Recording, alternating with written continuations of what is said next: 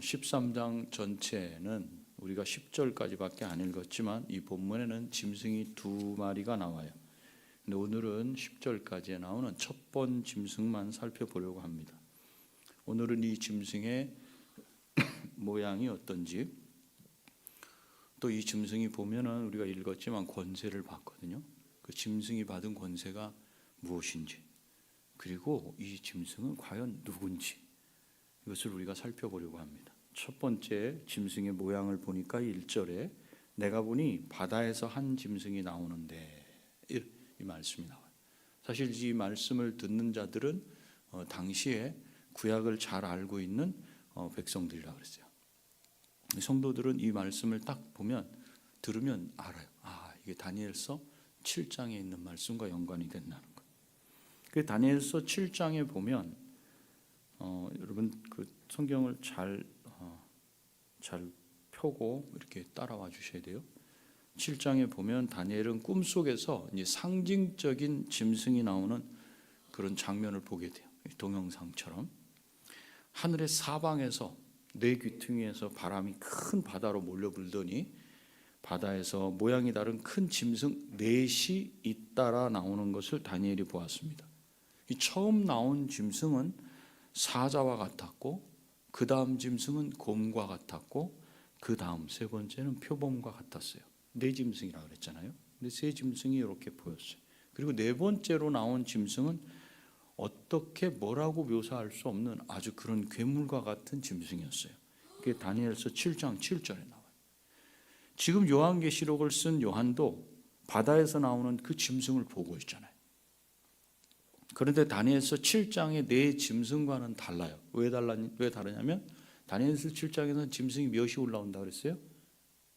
숫자가 넷이 올라온다고. 그렇죠? 근데 지금 여기서는 요한이 본 것은 한 마리. 어째서 이번에는 바다에서 한 마리만 나오는가?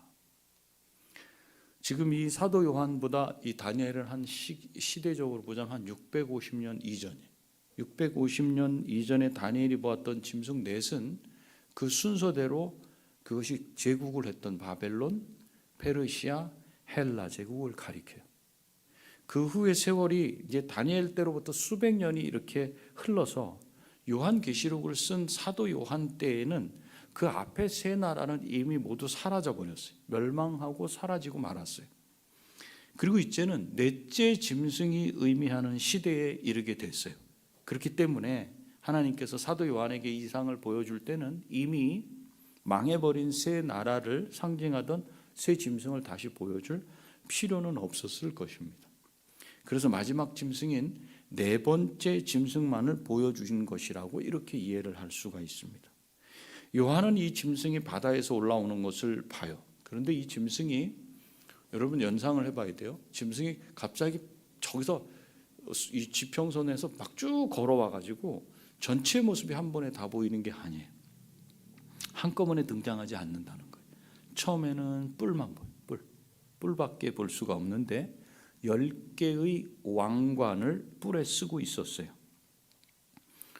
한 짐승이 나오는데 뿔이 10이요 머리가 7이라 그 뿔에는 10 왕관이 있고 이렇게 되어 있잖아요. 지금 제가 말씀에 있는 대로 그대로 묘사를 하는 거예요. 처음엔 뿔밖에 볼 수 없었다. 그런데 10개의 왕관을 뿔에 쓰고 있었다. 다음엔 이제 머리가 나타나는데 머리가 몇 개냐면 7이었어요. 머리가 7. 이 7개의 머리들에 특별한 게 있는데 하나님을 모독하는 이름들이 쓰여 있었다 그래요.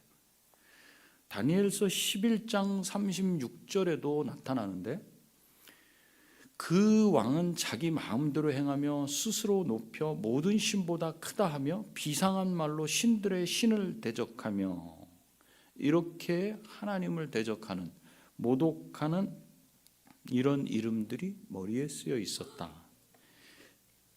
이것이 하나님을 모독하는 이름이 되는 이유는 자기가 하나님이 아니에요. 그런데 자기가 하나님인 것처럼 머리에다가 그렇게 이름을 써놨기 때문에 하나님을 모독한다. 이렇게 자기 머리에 하나님이다, 구세주다, 내가 주다, 나를 주라고 불러라, 이런 식으로 자기를 호칭하게 하는 그런 것들을 써붙여 놓은 것, 이것이 바로 하나님을 모독하는 것입니다. 하나님이 아니면서 하나님인 척 하는 것.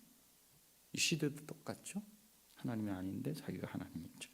그래서 다니엘서 7장에서 다니엘은 이 짐승의 모습을 무섭고 놀랍고 극히 강하다고 묘사했는데, 그렇게만 묘사했는데, 지금 요한은 그것을 더 구체적으로 이 짐승에 대해서 묘사하고 있어요. 뿔과 머리가 먼저 보였던 이 짐승이 바다에서 올라오면서 이제 나머지 몸이 보입니다. 2절에 보시면 이 짐승은 다니엘이 본 세 가지 짐승의 모습을 다 가지고 있었어요. 한꺼번에. 이 짐승은 표범같이 날쌘 모습이었고, 그 발은 곰인데 새끼를 빼앗겨서 울부짖는 곰의 발과 같다. 뭐 얼마나 무섭겠어요? 그 입은 으르렁거리면서 먹을 것을 삼킬 사자의 입과 같다. 표범과 그 다음에 곰의 발, 그 다음에 사자의 입. 이것이 요한이 본 바다에서 올라온 짐승의 모양이에요. 전체를 다 봤죠. 그런데 2절 하반절에 보면 이 짐승에게 권세가 주어져요. 용이 자기의 능력과 보좌와 큰 권세를 그에게 주었더라. 여기서 그는 이 짐승이에요. 바다에서 올라온 이 짐승. 그러면 이 짐승에게 어떤 권세를 주었는가? 바다에서 올라온 이 짐승은 겉모습만 크고 무시무시한 게 아니에요. 이 짐승은 권세도 가지고 있었어요. 권세라는 게 뭐예요? 남을 지배하거나 다스릴 수 있는 그런 능력, 그런 힘이에요. 사실 크고 무섭게 생기고 힘이 엄청나다면, 그렇게만 존재한다면 그건 자기 자신을 보호하고 자기가 뭔가를 하고 싶은 일을 하기 때문에 그건 자신을 위해서만 사용할 수 있는 그런 거예요. 그런데 그런 힘을 가진 자가 만일 어떤 자리에 앉게 되면 얘기가 달라져요. 그 자리에서 쓸 수 있는 권한을 힘과 자기가 가지고 있는 힘, 재능 이런 것과 함께 사용할 수 있어요. 그러면 엄청나게 무서워지고 막강해지는 겁니다. 이런 게 권세예요. 권세. 다들 그런 권세를 잡으려고 그러잖아요. 권세. 그런데 요한이 본 바다에서 올라온 짐승은 힘도 셀 뿐 아니라 대단한 권력도 가지고 있었어요. 그것을 2절에서 권세라고 이렇게 말하고 있어요. 그럼 이 짐승이 이런 권세를 어디서 어떻게 얻게 되었는가? 2절 끝부분에 보시니까 제가 조금 전에 읽었지만 용이 자기의 능력과 보좌와 큰 권세를 그에게 주었더라. 이렇게 말해요. 그러니까 이 짐승은 용에게서 큰 권세뿐만 아니라 용의 능력과 보좌까지 얻은 거예요. 자, 이 짐승, 무시무시한 짐승이 올라왔는데 이 짐승은 겉으로 보기에도 대단해 보였는데 이 짐승이 권세를 얻었다. 이 권세를 누가 줬는가? 용이 줬다. 권력뿐 아니라 그 능력 또 보좌까지도 주었다. 그럼 이런 권세와 능력과 보좌를 준 이 용은 누군가? 지금 이 짐승이 누구 편인가? 이것도 우리가 생각을 해야 되잖아요. 그죠? 그리고 그 짐승에 대한 설명이 있었는데 이 짐승이 대단한 권세를 갖고 있는데 이 권세를 누군가가 줬는데 그 권세를 준 존재가 누군가? 용이다. 요한계시록은 전체가 22장까지 돼 있어요. 근데 1장부터 11장까지, 그다음에 12장부터 22장까지 이렇게 딱 잘라 보면 요한계시록의 후반부가 12장부터 22장까지인데 이 후반부는 앞에 11장까지에서 나타난 그 일들의 뒷이야기를 말씀하셔요. 그 시작하는 부분이 12장인데 전반부에서는 어째서 교회를 세상이 핍박하는가 하는 문제를 우리가 집중적으로 봤어요. 그걸 다루고 있는데 이것에 대한 본질적이고 근본적인 대답, 왜 그렇게 되는지에 대한 걸 말하는 건 이 뒷부분이에요. 세밀한 부분은 뒤쪽에서 말해요. 그래서 누구부터 등장하냐면 용부터 등장하는 거예요. 그럼 용은 누군가? 우리가 앞에도 봐서 알죠? 이미 지난 시간에 12장 9절을 보면 큰 용이 내쫓기니 옛뱀 곧 마귀라고도 하고 사탄이라고도 하며 온 천하를 꿰는 자라. 그가 땅으로 내쫓기니 그의 사자들도 그와 함께 내쫓기니라. 또 요한계시록 2장 20절에도 20장 2절에도 보면 이제 용이 붙잡히게 돼요. 이 용을 가리켜 이렇게 말해요. 용을 잡으니 곧 옛뱀이요 마귀요 사탄이라. 그렇다면 20장 2절에 있는 말씀과 지금 우리가 앞에서 읽었던 12장 9절을 더해보면, 이 말씀을 요약해보면 용이 누군지를 알 수 있어요. 용은 누구를 가리키는가? 사탄을 가리키는 상징적인 짐승이에요. 용 자체가 사탄을 말하는 게 아니라 용이라는 짐승이 바로 사탄을 가리키는 상징적인 그런 짐승이다. 그렇기 때문에 이렇게 그리스도를 대적하는 자 사탄이 이 뒷부분 후반부의 처음인 12장부터 이렇게 등장하게 된 거예요. 이것으로써 전반부에서 다루는 문제에 대한 답을 이렇게 보여주기 시작하는 거예요. 이제 교회가 이 세상에서 핍박을 당하는 까닭이 도대체 무엇인가? 그것은 사탄이 그리스도를 대적하기 때문이다.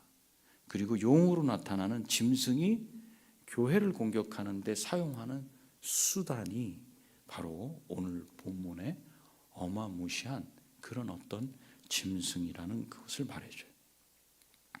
그렇다면 바다에서 올라온 이 짐승의 정체는 과연 무엇인가? 이 짐승의 정체를 알기 위해서 다니엘이 이 짐승에 대해서 묘사한 내용을 한번 다시 봐야 돼요.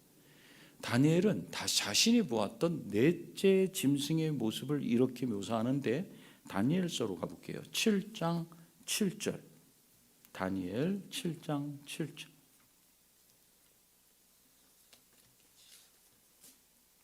구약성경 앞쪽 왼쪽으로 가야 돼요. 왼쪽으로.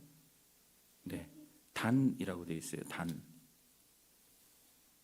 에스겔 다음에 단 한참 넘어와야 돼요.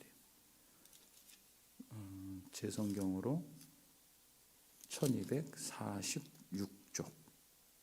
1246쪽. 7장 7절에 보세요. 7장 7절. 넷째 짐승은 무섭고 놀라우며 또 매우 강하며 또 쇠로 된 큰 이가 있어서 먹고 부서뜨리고 그 나머지를 발로 밟았으며 이 짐승은 전의 모든 짐승과 다르고 또 10뿔이 있더라. 또 뒤에서 이제 19절 20절로 가면, 이에 내가 넷째 짐승에 관하여 확실히 알고자 하였으니 곧 그것은 모든 짐승과 달라서 심히 무섭더라.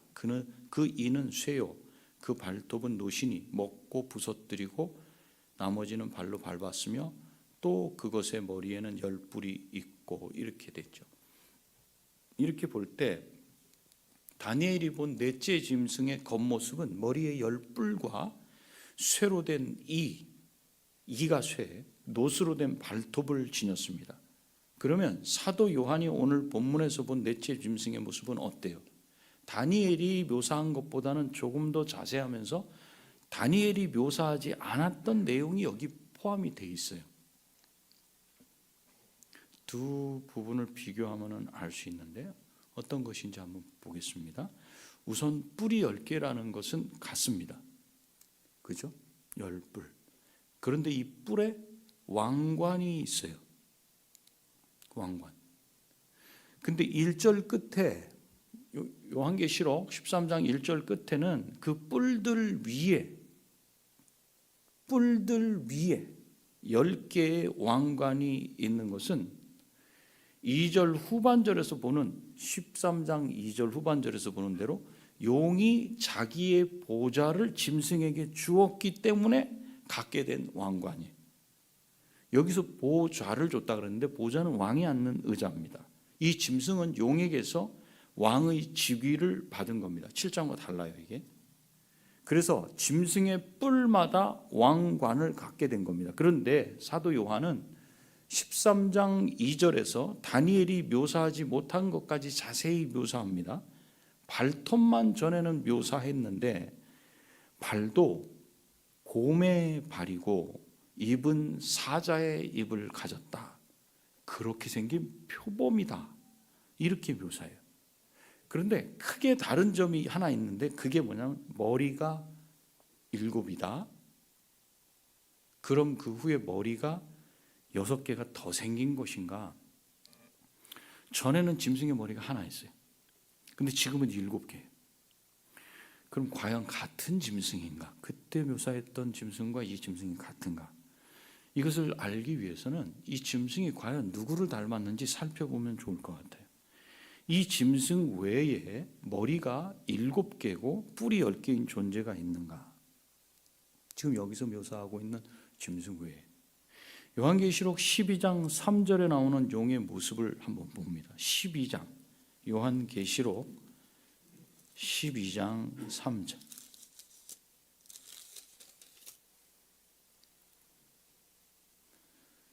하늘에 또 다른 이적이 보이니 보라, 한 큰 붉은 용이 있어 머리가 7이요 뿔이 10이라. 그 여러 머리에 7 왕관이 있는데, 머리가 7이고 뿔이 10인 것을 보면 넷째 짐승은 지금 누구를 닮았냐면 용과 닮았다는 걸 알 수 있어요. 용을 닮았다는 것은 이 넷째 짐승이 어떤 존재인지를 알려주는 중요한 증거예요. 그런데 용과 넷째 짐승의 다른 점이 있어요. 그게 뭐냐면 용은 7머리에 7 왕관을 쓰고 있어요. 맞습니까? 용이 있어 머리가 7이요 뿔이 10이라. 그 여러 머리에 7 왕관이 있는데, 12장 3절입니다 이게. 그러니까 용은 지금 용과 지금 이 짐승이 과연 누군가를 찾으려고 지금 찾아가는 거예요. 근데 짐승이 닮은 모습은 누구와 닮았냐면 용과 닮았어요. 근데 다른 게 있어요. 다른 게 뭐냐? 여기 12장 3절에 보면 붉은 용은 머리에 7 왕관을 쓰고 있어요. 용과 넷째 짐승의 다른 점이 있는데, 바로 용은 7머리에 왕관을 쓰고 있다. 그런데 넷째 짐승의 경우에는 왕관이 어디 쓰여 있어요? 1절 13장 1절에 왕관이 어디에 씌어져 있어요? 뿔 위에만 씌어져 있어요. 네, 뿔에만 씌어져 있어요. 그러니까 용은 머리에 썼고 이 짐승에는 뿔에만 이 왕관이 씌어져 있어요. 결국은 용이 짐승보다는 높은 존재라는 걸 알 수 있어요. 닮았는데 높은 존재. 그 증거가 용이 이 짐승에게 자신의 능력과 권세와 보좌를 준 것을 통해서 알 수 있어요.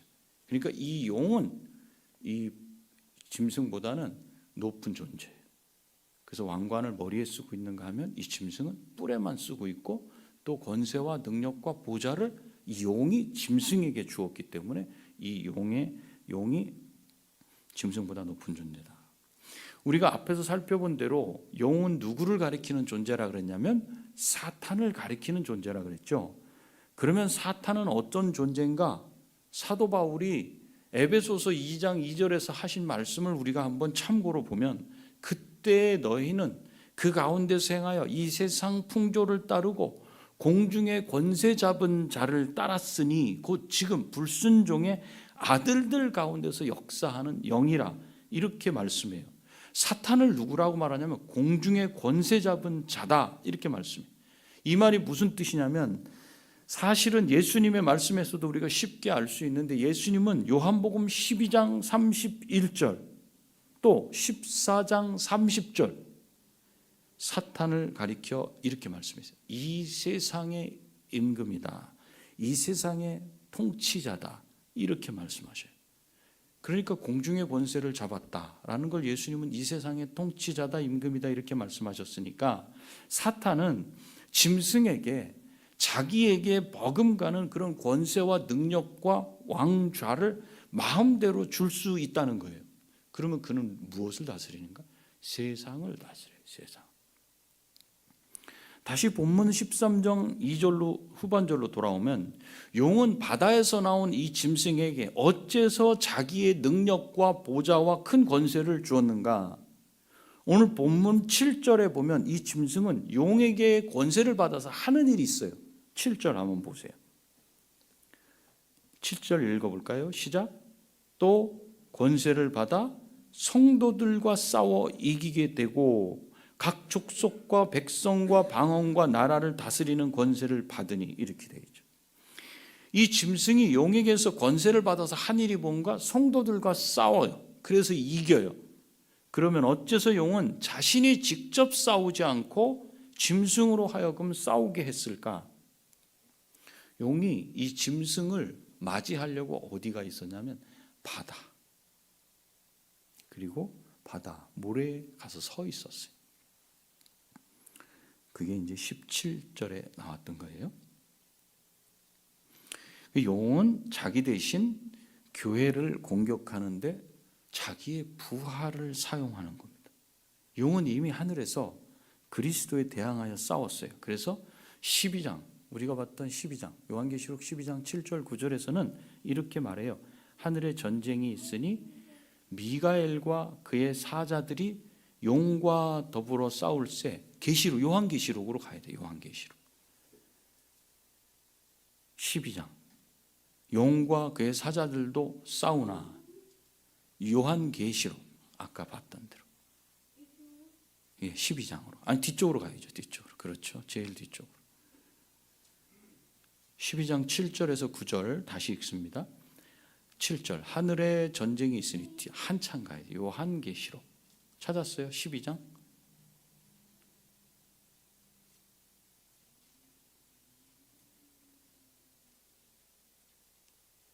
개라고 쓴 데를 찾아야 돼요. 개라고 쓴 데.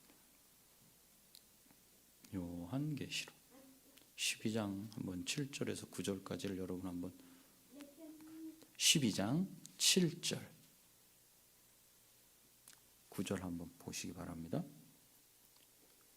자, 용은 이미 하늘에서 그리스도를 대항해서 싸웠어요. 그 장면이 7절 9절 나오는데 하늘에 전쟁이 있으니 미가엘과 그의 사자들이 용과 더불어 싸울세. 용만 있는 게 아니라 용과 그의 사자들도 싸우나 이기지 못하여 다시 하늘에서 그들이 있을 곳을 얻지 못한지라 큰 용이 내쫓기니 옛 뱀 곧 마귀라고도 하고 사탄이라고도 하며 온천하를 꿰는 자라 그가 땅으로 내쫓기니 그의 사자들도 그와 함께 내쫓기니라.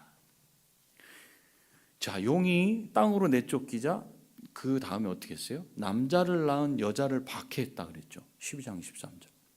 그런데 이 일이 성공했어요? 실패했어요? 죽이려고 그랬어요. 그죠? 근데 실패했어요. 왜? 하늘로 올라갔어요. 죽었는데 살아나서 하늘로 올라갔어요. 그러자 어떻게 해요? 12장 17절에 보니까 용이 여자에게 분노해서 돌아가가지고 그 여자의 남은 자손 곧 하나님의 계명을 지키며 예수의 증거를 가진 자들과 더불어 싸우려고 바다 모래 위에 서 있더라 이렇게 돼 있어요. 이게 마지막 그 12장 17절에 되는 거예요. 근데 이 17절이 사실은 13절과 연결, 13장과 연결이 되는 거예요. 13장의 시작이 여기 17절이에요. 여기서 용이 싸우려고 바다 위 모래 위에 서 있어. 잘 직접 싸우면 되는데 바다 위 모래 위에 서 있어서 왜 서 있었는가 봤더니 그게 이유가 무엇이었냐면 바로 이 교회 성도들과 싸우려고 거기 서 있는 거예요. 하나님의 계명을 지키며 예수의 증거를 가진 자들. 그게 누구예요? 성도들이에요. 교회예요. 그런데 용은 자기가 직접 나서지 않아요. 왜 이 용은 바다 모래 위에 서 있었을까? 지금 교회를 공격하고 핍박하고 박해하는데 사용할 부하를 부른 거예요. 여기 서서. 그리고 우리가 읽지는 않았지만 이제 다음 주에 할 부분에 다른 짐승이 또 하나 있어요. 이 짐승은 땅에서 오는 짐승이에요. 여기는 바다에서 오는 짐승. 지금 교회를 공격하는데 사용할 부하를 불렀는데 그 부하가 어디에서 나타나기를 기다린 거냐면 바다에서부터 나오기를 기다린 거예요. 그때 기다렸던 부하가 바다에서 올라왔고 사도 요한은 이 용의 부하인 바다에서 나온 짐승을 보게 된 겁니다. 근데 이 바다에서 나온 짐승을 우리가 묘사를 한 걸 봤지만 대단한 존재예요. 이 짐승이 용의 권세와 능력과 보좌를 받았는데 3절에 보면 이 짐승의 7머리 중에 하나가 큰 상처를 입고 치명상을 입었어요. 죽은 것 같았는데 그 상처가 아물고 다시 살아나게 됐다 그래요. 마치 예수님께서 죽으셨다가 다시 살아나신 것을 흉내낸 것 같이 그렇게 표현해요. 그러자 이렇게 죽었다가 살아난 이 존재를 보면서 온 땅이, 즉 온 세상이 이 놀라게 되고 이 짐승을 따르게 돼요. 그리고 따르는 정도가 아니라 4절에 보면 이 사람들은 이 짐승을 어떻게 해요? 경배한다 그래요. 신처럼 모셔요. 뿐만 아니라 이 짐승에게 권세를 준 용도 신으로 모시고 경배해요. 왜 그래요? 용이 더 센 존재니까 그렇죠. 이들이 경배하는 그 짐승에 대한 믿음은 아주 확고하고 절대적이에요. 그래서 이렇게 말해요. 13장 4절. 마치 하나님을 표현하는 것처럼 이렇게 말해요. 누가 이 짐승과 같으냐? 누가 능히 이와 더불어 싸우리요? 이것이 주의 성도들이 하나님을 찬양할 때 누가 여호와와 같은가? 라고 표현하는 패러디를 한 거예요. 그대로. 그리고 본문 5절에서 7절을 보면 이 본문 우리가 5절에서 7절까지를 먼저 보고 다시 이 다니엘서 7장을 한번 봐야 되는데 5절을 한번 봅니다. 또 짐승이 과장되고 신성모독을 말하는 입을 받고 또 42달 동안 일할 권세를 받으니라. 짐승이 입을 벌려 하나님을 향하여 비방하되 그의 이름과 그의 장막 곧 하늘에 사는 자들을 비방하더라. 또 권세를 받아 성도들과 싸워 이기게 되고 각 족속과 백성과 방언과 나라를 다스리는 권세를 받으니 이렇게 돼 있어요. 그리고 다니엘서 7장 25절로 가보면 제가 읽습니다. 그가 장차 지극히 높으신 이를 말로 대적하며 또 지극히 높으신 이의 성도를 괴롭게 할 것이며 그가 또 때와 법을 고치고자 할 것이며 성도들은 그의 손에 붙임받아 한 때와 두 때와 반 때를 지내리라. 앞에 있는 21절을 보면 내가 본즉 이 뿔이 성도들과 더불어 싸워 이기었더니 다니엘서 7장 21절 25절은 장차 넷째 짐승에게서 나와 있는 이 작은 뿔이 행할 그 일에 대해서 알려주고 있는 거거든요. 이 작은 뿔은 지극히 높으신 자를 향해서 모독하는 말을 한다 그랬고 성도들과 싸워 이기고 그들을 괴롭게 하고 핍박하는데 한 때와 두 때와 반 때를 그렇게 할 것이라고 말했어요.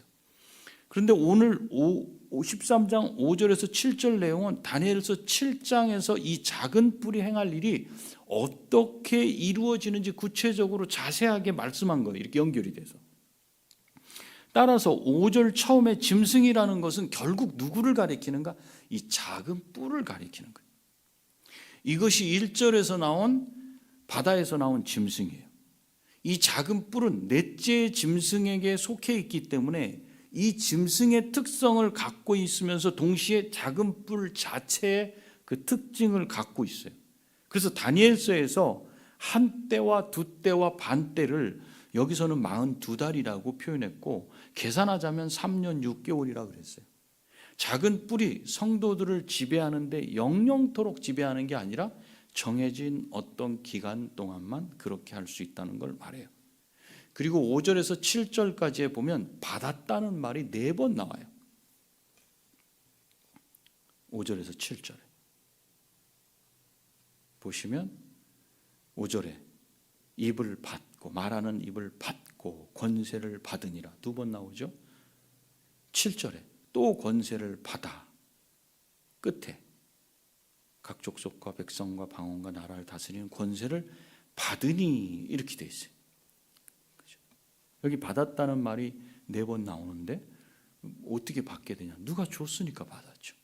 근데 누가 주었는지 주어가 나타나지 않아요. 지난번에 한번 설명을 했는데 이렇게 주어가 나타나지 않는데 뭔가 행위가 이루어졌어요. 그거를 뭐라고 표현했냐면 기억하세요? 신적 수동태다 그랬어요. 그것은 당연히 하나님께서 그렇게 하신 것이다 했을 때 그 주어가 나오지 않고 이렇게 행위만 나타나. 행위가 있는데 주어가 안 나타난다. 그러면 그 주어를 하나님으로 간주해요. 이걸 신적 수동태라 그래요. 자, 이 작은 뿔은 성도들을 핍박하고 교회를 해롭게 하는 존재인데 그에게 이 권세를 주신 분이 용이 아니고 하나님이시다 이렇게 말하고 있는 거예요. 하나님이 주셨다는 거예요. 그러면 어째서 하나님은 그런 권세를 이 작은 뿔에게 주셔서 성도를 괴롭히게 할까? 성도가 핍박을 당하게 할까? 박해를 당하게 할까? 그 이유를 오늘 본문은 말하지 않기 때문에 다루지는 않습니다. 자, 8절입니다. 이렇게 작은 뿔이 승리하고 온 세상을 다스리는 권세를 가진 왕으로 세상을 지배하게 되니까 어떤 일이 일어나는지를 말해줘요. 온 세상의 모든 사람들이 그를 신처럼 섬기게 돼요. 그런데 그렇게 하지 않는 사람들도 있었어요. 그들이 누구예요? 보세요. 어린 양의 생명책에 그 이름이 기록된 자들이에요. 어린 양은 누구예요? 죽임을 당한 어린 양. 5장을 보면 이 어린 양은 성자 하나님이신 예수 그리스도이심을 우리가 분명히 알 수 있습니다. 예수 그리스도께서 가지고 계신 이 책에 창세 이후에 기록된 모든 사람들, 즉 진정한 성도들 외에 나머지 모든 불신자들은 이 짐승을 경배하게 된다고 이렇게 말씀하고 있어요. 그래서 9절은 이렇게 권면을 하죠. 9절의 권면을 같이 읽어볼까요? 시작. 누구든지 귀가 있거든 들을지어다. 무슨 말씀이에요? 말씀을 잘 듣고 마음에 깊이 담고 새기고 그대로 지켜 살라 이 말씀이에요. 특별히 어떤 말씀인가 10절을 보시면 사로잡힐 자는 사로잡혀 갈 것이요 칼에 죽을 자는 마땅히 칼에 죽을 것이니 성도들의 인내와 믿음이 여기 있느니라. 무슨 뜻이냐면 작은 뿔, 이 짐승이 사탄으로부터 이 권세를 받았다는데 사실 그 권세가 누구로부터 받은 거냐면 하나님께서 허락하신 거예요. 이 작은 뿔이 세상을 지배하게 될 때 예수님을 믿는 사람들은 어떻게 되는가? 핍박을 당한다 그래요. 그래서 10절을 보면 사로잡혀가는 자도 있을 것이고 죽임을 당하는 자도 있을 것이고 성도라고 해서 예수 믿는 자라고 해서 피해갈 수가 없어요. 이것이 오늘 본문이 우리에게 알려주는 사실이에요. 그런데 아직은 이런 최종적인 때가 이르지는 않았어요. 적그리스도에 대해서 앞에 잠깐 설명을 했잖아요. 적그리스도가 나타나진 않았어요. 그런데 이 진짜 적그리스도가 나타나기 전에도 사탄은 자기 뜻을 이루기 위해서 이 적그리스도가 나타나서 행할 그런 일, 그런 특성을 행할 자들을 세상에 많이 보냈다 그랬어요. 그래서 요한일서에서 사도 요한은 2장 18절에서 지금도 많은 적그리스도가 일어났으니라고 말한 거예요. 하나님을 모독하고 성도들을 괴롭히고 핍박하는 자들은 뭘 하고 있는 자들인가? 적그리스도의 역할을 하고 있는 자들이. 진짜 적그리스도 그 존재는 세상의 마지막 때에 나타나겠지만 그때까지 사탄은 온갖 수단과 방법을 다해서 성도들을 핍박하고 박해할 겁니다. 그래서 요한계시록을 처음 읽는 그때 사람들도 그런 핍박을 받게 될 것을 경고하는 겁니다. 그들에게. 그런 핍박을 그러면 역사적으로 그런 핍박을 당했는가? 누가 그 핍박을 했어요? 로마의 네로 황제가 그 핍박을 했어요. 로마의 황제들이 그 핍박을 했어요. 로마의 네로 황제는 성도들을 십자가상에서 처형시키고 끓는 물이나 끓는 기름을 끼얹어서 죽이거나 기둥에 못 박기도 했고 장작더미 위에서 화형을 시키기도 했어요. 그러던 네로가 자살했어요. 자살하고 말았고 그 이후에 잠잠하다가 도미티아누스 황제 때 다시 성도들을 향한 박해가 재발했어요. 그래서 요한의 시대에 세상은 로마를 숭배했고 황제를 경배했고 로마 황제는 자기가 주다. 오늘 올라온 짐승의 머리에 써 있는 자기가 하나님이 아니면서 하나님이라고 그렇게 드러내고 그렇게 했던 것처럼 자기를 주라. 그래서 황제를 경배하도록 했어요. 그 이후에 모든 나라들을 가만히 보면 스스로 보좌 위에 앉아서 하나님께 속한 권세를 도둑질해서 분수에 맞지 않게 자기가 왕이라고 칭하면서 하나님과 천국을 비방하고 성도들을 박해해 왔습니다. 이제 마지막에는 각 족속과 백성과 방언과 국가는 이 적그리스도적인 정부를 섬기게 됩니다. 그것이 13장 7절 또 11장 7절에서도 그렇게 말씀합니다. 그렇지만 그 이름이 어린 양의 생명책에 영원 전부터 기록된 성도들은 결코 박해를 받지 않는 게 아니라 멸망하지 않아요. 박해는 이미 예고되어 있고 하나님이 허락하셨어요. 적그리스도의 나라가 성도들의 육체는 죽일 수 없어요. 마귀가 성도의 육체, 우리의 몸은 죽일 수 있어요. 그러나 뭐는 손을 댈 수 없는 영혼은 죽일 수 없어요. 그래서 사도 바울은 디모데후서 3장 12절에서 쉬운 성경으로 보니까 예수 그리스도 안에서 하나님의 뜻대로 살고자 하는 사람들은, 개역 개정에는 경건하게 살고자 하는 자는 이렇게 했어요. 하나님의 뜻대로 살아보려, 하나님의 뜻대로 말씀대로 살아보려고 그래요. 이 세상에 온통 다른 관심으로 성도의 진짜 사명을 감당하지 못하게 눈을 싹 쏠리게, 그냥 좌록으로 쏠리게 만들어 놓은 이 시대 가운데 그 사명을 감당하려고 그렇게 살아가고자 하는 사람들은 어떻게 될 것인가? 고난을 겪게 될 것이다. 이것이 말세의 특징이라고 말해요. 우리가 그리스도를 힘써 섬기게 될 때 핍박은 당연히 따라옵니다. 그럼 우린 핍박을 받을 때 어떻게 해야 되는가? 10절 끝에 나와 있어요.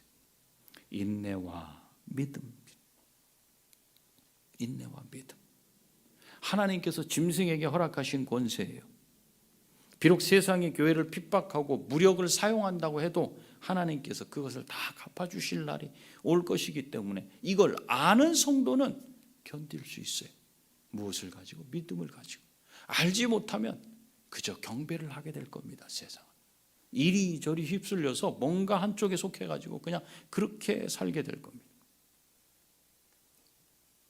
핍박을 당해도, 심지어 죽임을 당한다 해도 주님을 배반하지 않고 신실하게 섬기고 주님 말씀대로 살기에 힘써야 될 존재들이 성도들이고 교회입니다. 세상의 사상과 정신을 쫓아서 살고 말씀과는 다른 삶을 살려고 애쓰지 말고 그 말씀을 쫓아 주님이 가신 길로 가기에 힘써야 할 것입니다. 성도는 핍박이 예고되어 있어요. 박해를 피할 수가 없어요. 그것이 우리가 진정 몸은 죽어도 영원히 사는 길이고 하나님이 기뻐하시는 삶입니다. 우리는 이 삶에 하나님의 자녀로 부름받았습니다. 저와 여러분이 살아가는 삶에 지금 뭐 내가 무슨 핍박을 받고 있는가? 그리스도인이 무슨 핍박을 받고 있는가? 가만히 보십시오. 과연 핍박이 있는지 없는지. 무릇 경건하게 살려면, 즉 하나님의 말씀대로 살아보려고 하면 그러면 걸리는 게 너무 많아요. 그렇지만 그렇게 살지 않고 이 세상과 섞여서 살면 그냥 그런 대로 살아갈 수 있어요. 그러나 오늘 분명히 말씀하고 있어요. 성도는, 교회는 핍박이 그 앞에 기다리고 있는 존재들이다. 하나님께서 허락하신 대로 어떤 사람은 이런 모습으로, 어떤 사람은 저런 모습으로 각자가 다 박해를 받고 핍박을 받을 수밖에 없다. 그때 필요한 것이 무엇인가? 성도들의 인내와 믿음이 필요하다. 참고 견디고 믿음으로 우리 주님이 다 갚아주실 그날이 가까워오고 있다는 그 사실. 우리가 앞에서 봤던 것처럼 어느 때 갚아주시겠습니까? 제단 앞에서 죽임을 당한 영혼들이 그렇게 말했을 때 흰옷을 입혀주시면서 이제 순교를 당해야 될 사람도 있고, 오늘 말씀대로 또 하나님의 택한 자들인데 아직 주님께 돌아오지 않은 자들이 회개하고 돌아와야 되고, 이 두 가지가 같이 딱 맞아야 되는 거예요. 그렇기 때문에 우리 주님이 아직 안 오시고 계셔. 우리에게 주신 이 길 가운데 우리가 믿음과 인내로 어린 양의 책에 기록되어 있는 성도의 그 바른 삶을 살아내는 그런 삶이 저와 여러분, 우리 교회의 삶이 되시기를 바라고 축복합니다. 기도하시겠습니다. 주님, 우리를 하나님 자녀로 부르시고 이 땅에서 성도가 살아가야 될 마땅한 길을 보이시니 감사합니다. 우리의 믿음이 연약합니다. 우리의 연약한 믿음을 용서하여 주시옵시고 긍휼을 베풀어 주시옵소서. 우리에게 주신 믿음 끝까지 부여잡고 살 수 있도록 하시고 우리에게 주신 믿음이 여기에서 머물지 아니하고 점점 자랄 수 있도록 은혜 베풀어 주시옵소서. 날마다 인내를 훈련하며 믿음 위에 믿음을 더욱더 세워가는 우리가 다 되도록 복을 내리어 주시옵소서. 예수님의 거룩하신 이름으로 기도하옵나이다. 아멘. 하늘에 계신 우리 아버지여, 이름이 거룩히 여김을 받으시오며 나라가 임하시오며 뜻이 하늘에서 이루어진 것 같이 땅에서도 이루어지이다. 오늘 우리에게 일용할 양식을 주시옵고 우리가 우리에게 죄 지은 자를 사하여 준 것 같이 우리 죄를 사하여 주시옵고 우리를 시험에 들게 하지 마시옵고 다만 악에서 구하시옵소서. 나라와 권세와 영광이 아버지께 영원히 있사옵나이다. 아멘.